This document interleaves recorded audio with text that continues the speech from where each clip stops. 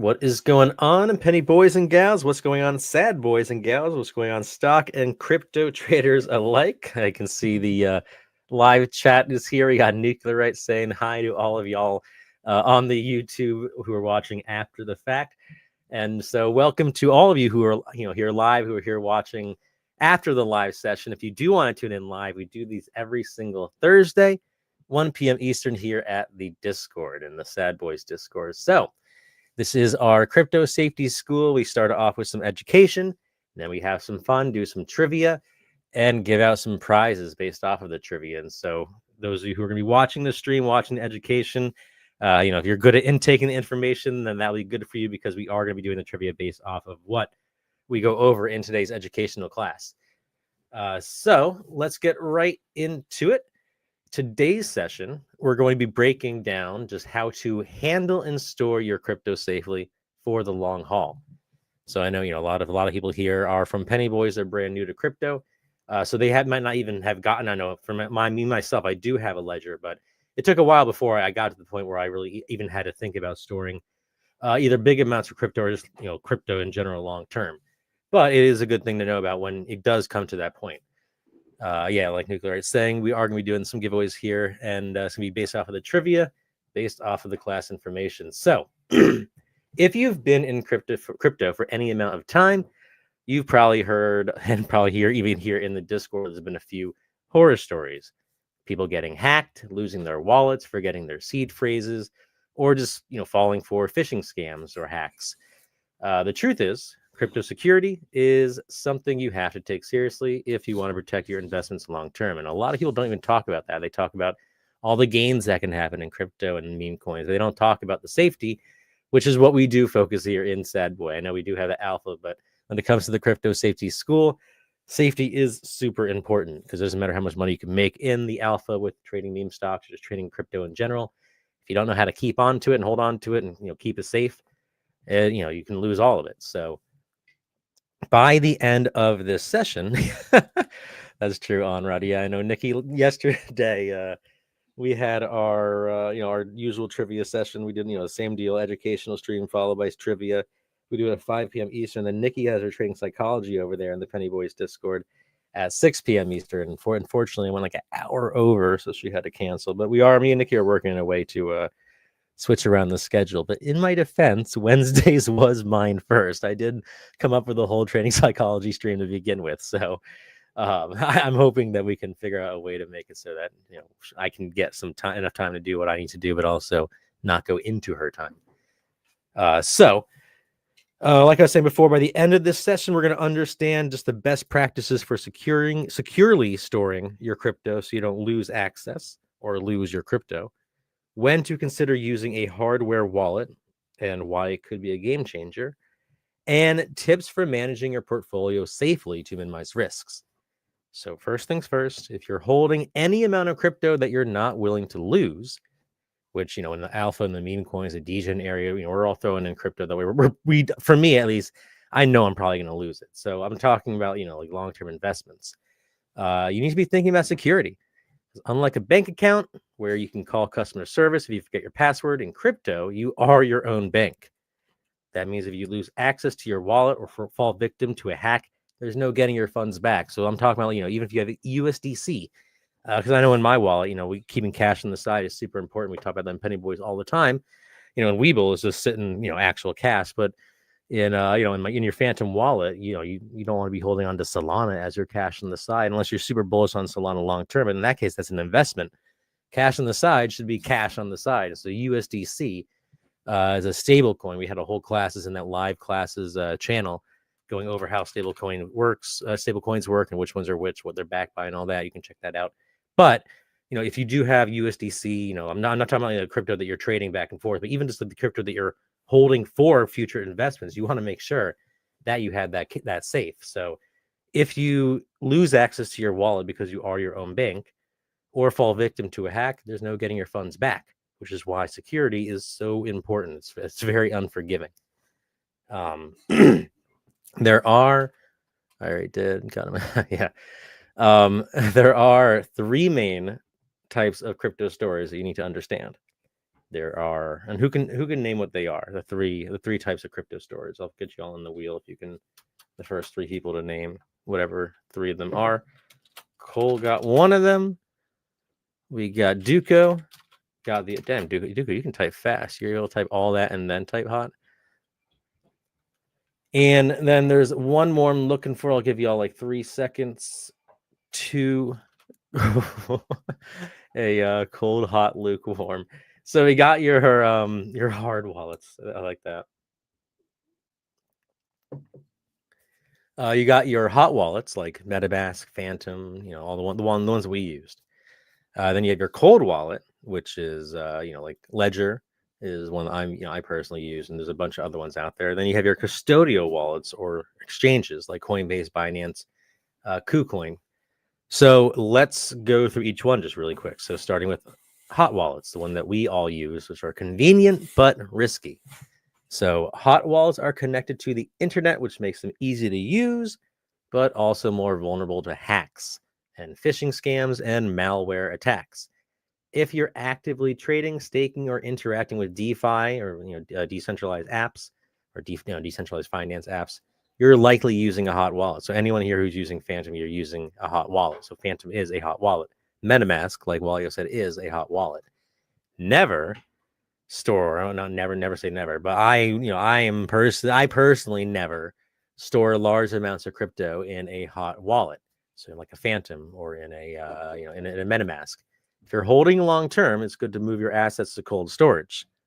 Also, using a burner wallet for minting NFTs and DeFi interactions is really important because this keeps your main funds safe in case a website is compromised. So if you're using a wallet just to do random stuff like burning NFT or minting NFTs or connecting to a bunch of different website DeFi apps and all that kind of stuff, ideally you don't want to be doing that with a wallet that has a bunch of funds in it. So you can make a separate wallet just for that. If you're putting your wallet out there for giveaways where anyone can see what your public address is and send you whatever they want, ideally, I have a giveaway wallet for that because I don't want to be using my main wallet that, I don't want that to be compromised. So you want to keep that main wallet close to your chest, even if it is as your main hot wallet. And then you can make, separate wallets as well. And in Phantom, you can just do separate accounts as well. And you always want to use a strong password and ideally enable two-factor 2FA basically. So this makes it harder to hack, or for hackers to get access. So be careful with wallet permissions. So does anyone here know what a very popular tool that people use to get these smart contracts that you're no longer using attached to your wallet? So I don't want to say the word for it. What I'm looking for one in particular. It starts with R. What am I thinking of? It starts with the R. This tool in particular, it blanks approvals for smart contracts you no longer use. So I connected to Pump Fund. I don't want to be connected to it anymore. How can I make sure that I'm not connected to it outside of just going and manually doing it? Like, let's say I connect to a whole bunch of different websites. There's a tool in general. It starts with the R, ends with the E. I'll give 10 more seconds. I think we talked about it there it is, 2 sessions ago. Nuclear, right? You always do kill it with the nuke, like we were saying earlier, like with the trivia. Nuclear, right? Yeah. So revoke. Revoke approvals. You can revoke approvals for smart contracts you no longer use with revoke.cash. So it's a lot of hackers do look for old smart contracts, that people, you might not even remember that you have your wallet connected to it, and they could use that. It's like a backdoor to your wallet, and they could use that to do things that you don't want to have done to your wallet. So it is good to make sure that you're using tools like Revoke Cash to make sure that your wallet does not have a whole bunch of backdoors open to it. Would be on my Monday trivia team for sure. Yeah, in the trading trivia, in the Traders Paradises, we definitely got to start doing some team-based trivia, especially because they're going to be getting so big. These are the live in-person events that we do over in Penny Boys, but definitely can incorporate Sad Boy into that as well. So think of a hot wallet as carrying cash in your pocket. It's great for quick access, if you want to use it quickly, but it's not where you want to store your life savings. That would be, well, ideally, you can't save you can't store your life savings in your pockets. Which leads me to cold wallets, which is the gold standard for security. Just gonna read the chat really quick. I was thinking the game Rust. Yeah, I was thinking when you said Rust, I was thinking about the video game, to be honest with you. Or just I was thinking about Call of Duty, to be honest. You said I'm not allowed a ticket spot. What's a ticket spot? I'm making my own coin minimum. Yeah, making coins is a process for sure. I mean, unless you pump fund it, of course. But pump fund recently has been taking some hits. That's funny, Nuclear, right? All right. So if you are serious about long-term crypto security, a hardware wallet or cold wallet is I consider a non-negotiable, especially if you have long or large amounts of money. Cold wallets like Ledger store your private keys offline, making them immune to hacks, phishing, and malware from online connections. So even if your computer is infected with a virus, your funds remain safe. So you can't get hacked by someone at an NFT event who knows how to hack into iPhones remotely. If you click a faulty link by accident on your computer or smartphone, even if it's like I had somebody, NFT God, and he talked about this all the time. So this is public knowledge. But he goes by his name is Alex Finn. He's on Twitter now, but he used to be known as NFT God, big NFT influencer. One of the biggest in the space at the time, and he got hacked because he was downloading OBS and he downloaded OBS off like the wrong link or whatever, and because of that, some hacker was they attached some kind of smart contract or whatever. They did something to where they're able to get into the hot wallet and steal an NFT that was worth like hundreds of thousands of dollars. So it doesn't even have to be through crypto. You can get hacked through trying to download an completely non-crypto related app or OBS or something like that. So if you click a faulty link by accident on your computer or your smartphone, your hot wallet, which is if you have it attached to your smartphone or computer, it could get hacked. It could get compromised. Your cold wallet, though, would be safe. So here's when you should absolutely consider a cold wallet. That's Jeeves. Jeeves should be a. I mean, they probably already have like a AI Ask Jeeves version now because that's like the perfect branding. If you're holding more than a few $100s worth of crypto long term, you definitely want to consider getting a cold wallet. Obviously, if you can afford the purchase. So I'm talking about long term, not for trading. If you're going to be trading it back and forth, like in your Phantom, Phantom would be a good place for that. If you're trying to just trade Solana meme coins, you don't. I'm not saying if you have a few $100s. I'm saying if you have a few $100s worth of crypto that you plan on holding long term. If you're investing in high value NFTs or crypto like Bitcoin, that might be a good time to get a cold wallet. If you have whitelist spots or tokens that require long term holding, you might want to get a cold wallet because you want to keep that safe. You don't want to be holding these tokens for half a year in anticipation for a whitelist spot for a token or NFT drop or whatever that is highly anticipated and could right off the gate be very profitable, only to lose all those tokens that you're holding because it was in your hot wallet and you got hacked because of an OBS download or whatever it is. So very, very, very important to have cold wallets for that. If you're managing multiple wallets or large portfolios, of course, if you have a lot of money, you want to store it in the most secure way, and that is going to be a cold wallet. Just like if you're going to be, if you have a bunch of money in real life, you don't want to just put it underneath your your cushion, your couch cushion or whatever. If you have millions of dollars, because something could happen, there could be a fire, whatever. So you want to store it in the most secure spot. In crypto, that would be those cold wallets. So I like how Nuke is now the nickname for you, Nuclear, right now. Just going forward, it looks like Duco's making it a thing. I'll have all your tokens and coins as I identify as a cold wallet. Duco, that's great. Setting up a hardware wallet takes 10 to 15 minutes. For depending on if you get distracted or whatever, it might take longer. But it generally takes 10 to 15 minutes. But it can save you from losing everything in a hack. That's 10 to 15 minutes. It could save you, days upon months upon whatever it took you to gain all that money and all that crypto, whether it was through trading or through working and putting it into your wallet. With Ledger, I think you even get $30 of Bitcoin with your order. I think, don't quote me. That's what came with mine, at least. The best part is even if someone steals your physical ledger, they cannot access your funds without your PIN and recovery phrase. So even if they get your, they steal it, whatever, they don't have your PIN recovery phrase. you still they still can't get access. So you do want to have access to those, to the pin recovery phrase. You do not want to, as the cleaning ladies, you do not want to lose access to that. So speaking of recovery phrases, your recovery phrase is everything. So no, I was about to say who knows what a recovery phrase is, but I don't want anyone posting theirs. Your recovery phrase or your seed phrase is a 12 to 24 word backup, depending on where it is, that lets you restore your wallet if your device is lost or stolen. So if someone gets access to this phrase, they can take everything. No password required, no security questions, just gone.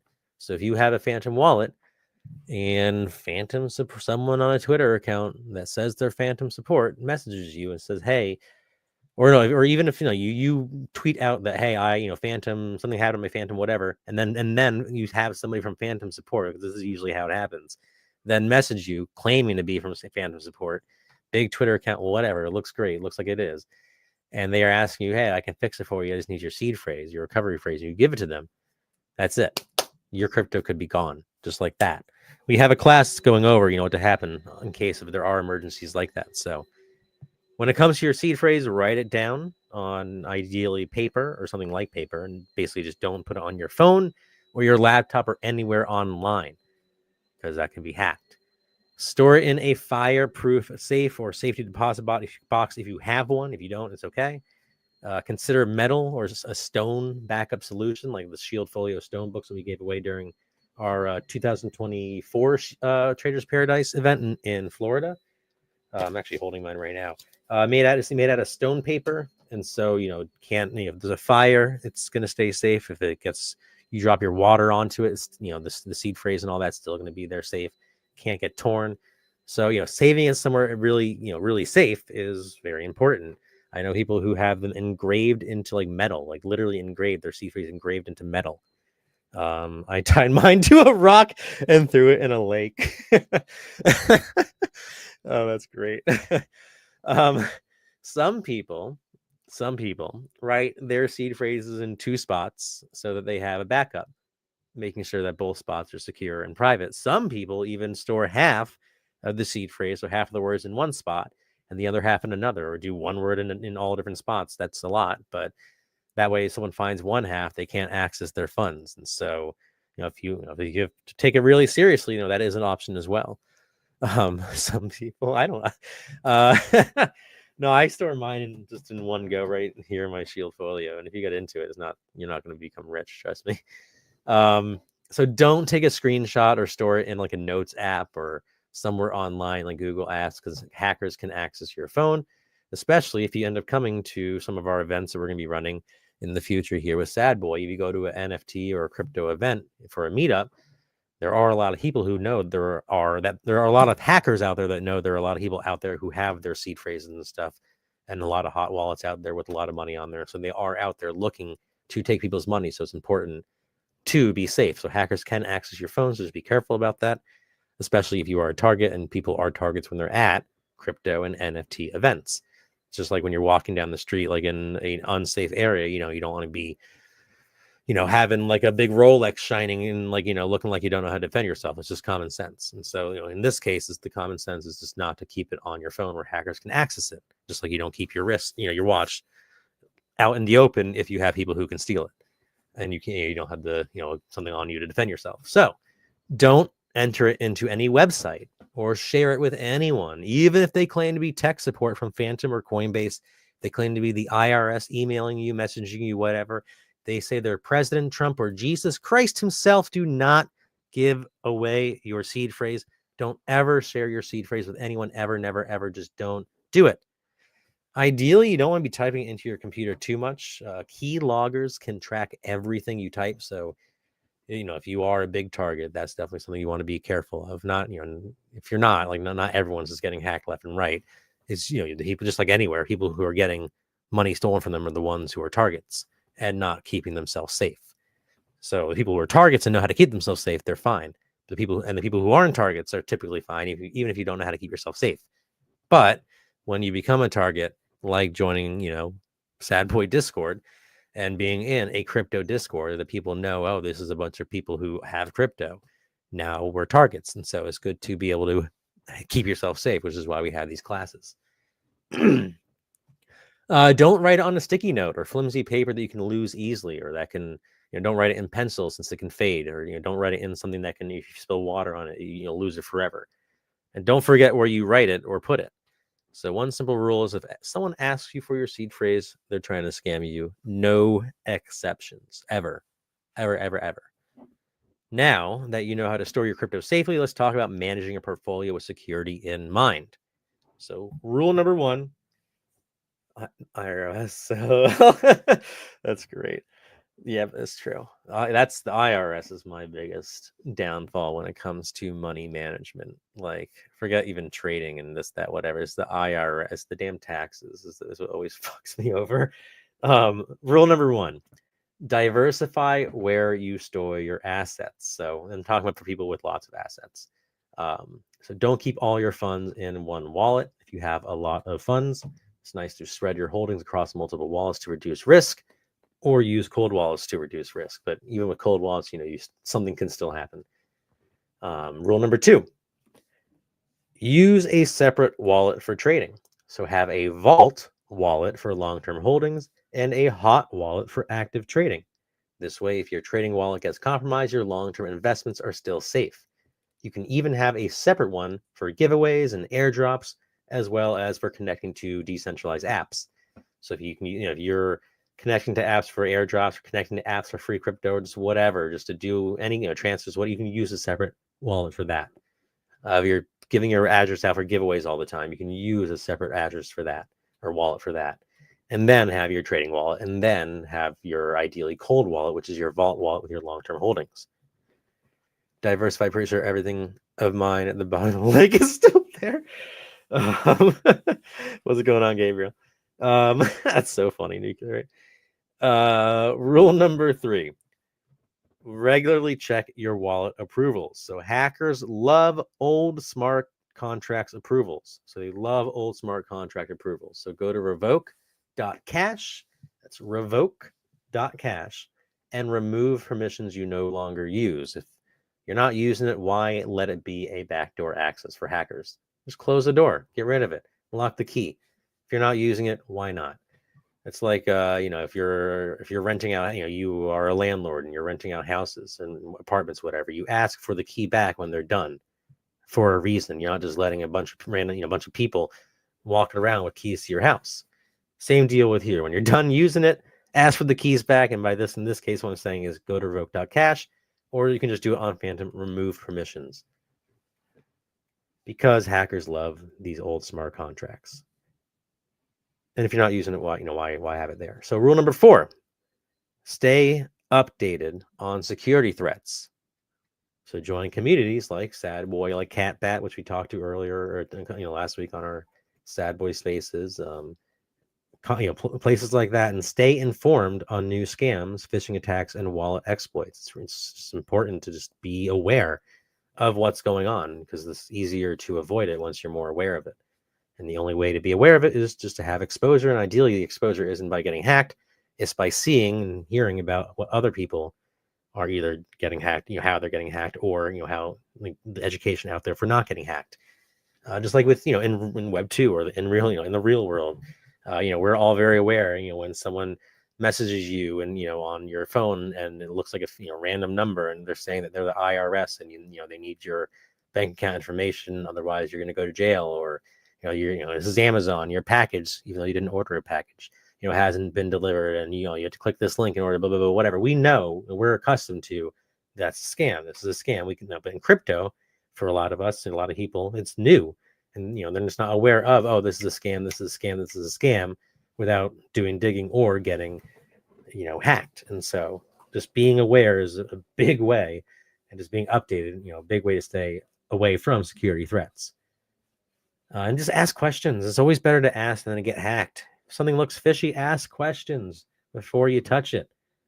It's like, is this thing hot? You want to ask before you touch it. Like, ow, I fucking burned myself. That sucked. You don't want, just don't burn yourself. Just ask first. Rule number 5, avoid public Wi-Fi forward transactions. So if you must trade on the go, use a VPN. Protect your internet connection, especially if you're trading with large amounts of money in your hot wallet.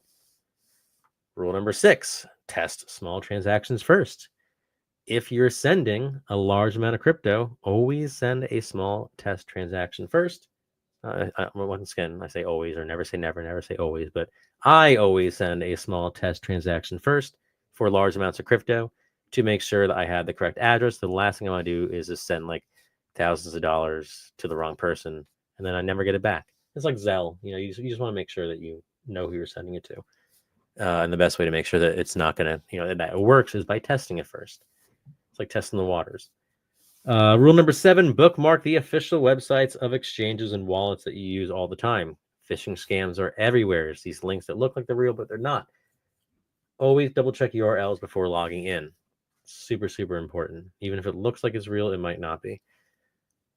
At the end of the day, crypto security is your responsibility, or our responsibility, as crypto traders, not your keys, not your crypto, crypto as crypto traders, we are our own bank, which means that we are responsible for our finances here in the crypto world.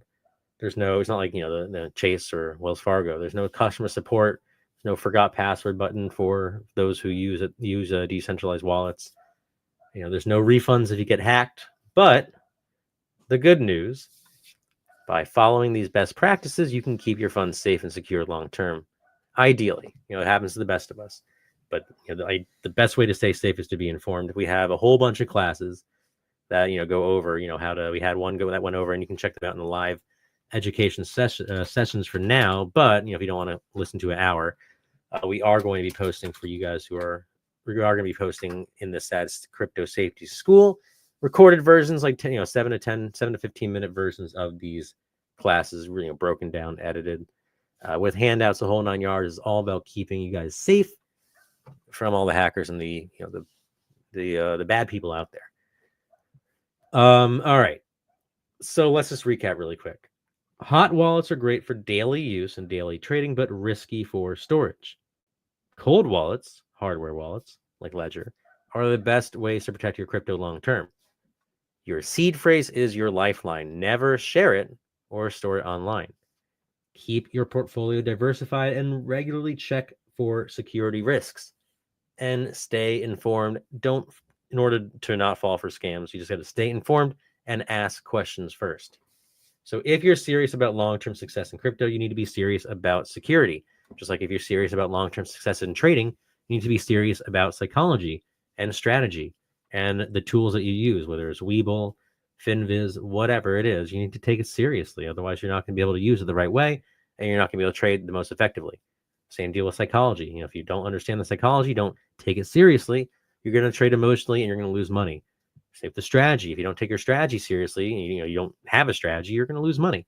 And so you just have to take it seriously. And the same deal with crypto. If you want to be serious about long-term success and storage in crypto without it getting stolen, you need to be serious about security. So use cold wallets and different steps we talked about in this class and prior to keep yourself safe, just like you do in real life. You just think of equivalents to in real life. If you're walking around, in different areas, you're going to act differently and keep, certain things on you or not on you because of that. And the same deal with crypto. If you're going to an NFT event or a crypto event, you're going to be a target. And so you want to keep yourself a little bit safer than if you're just sitting at home and no one knows, who you are, that you have crypto in your house.